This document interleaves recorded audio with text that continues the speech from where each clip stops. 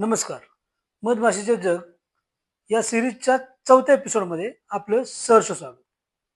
आज आपण पाहणार आहोत मधमाशी तिचे अन्न कसे शोधते.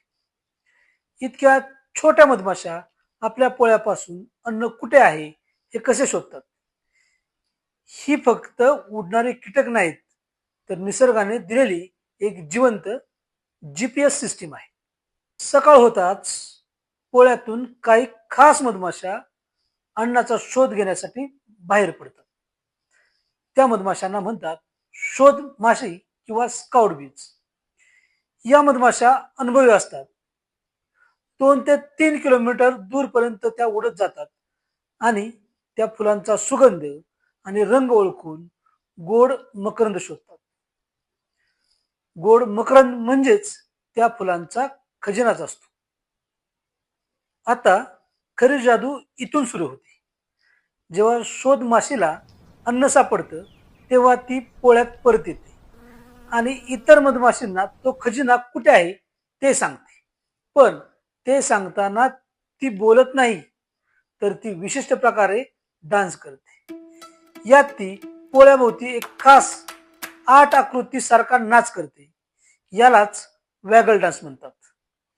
मधमाशी जितका वेळ वॅगल डान्स करते तितके अन्न लांब असते आणि जर हा नाच छोटा असेल तर अन्न जवळ असतं. म्हणजेच नाचाचा वेळ आणि अंतराचा अंदाज यामध्ये समन्वय असतो. त्याचबरोबर मधमाशी दिशा दाखवत असताना सूर्याच्या कोणाचा संदर्भ घेत असते.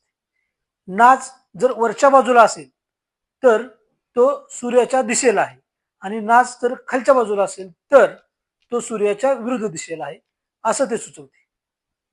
इतर मधमाशा हा नाच पाहतात आणि बिनचोक त्या ठिकाणी त्या पोहोचतात. मधमाशीची दृष्टी ही आपल्यापेक्षाही वेगळी असते. त्या UV रेज पाहू शकतात. त्यामुळे फुलांमधील मकरंद त्यांना स्पष्ट दिसतो.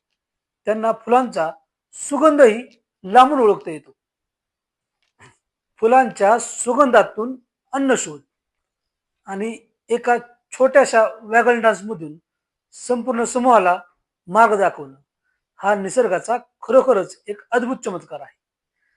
अशाच भन्नाट आणि ज्ञान वाढवणाऱ्या गोष्टीसाठी व्हिडिओला लाईक करा आणि चॅनलला सबस्क्राईब करा. धन्यवाद.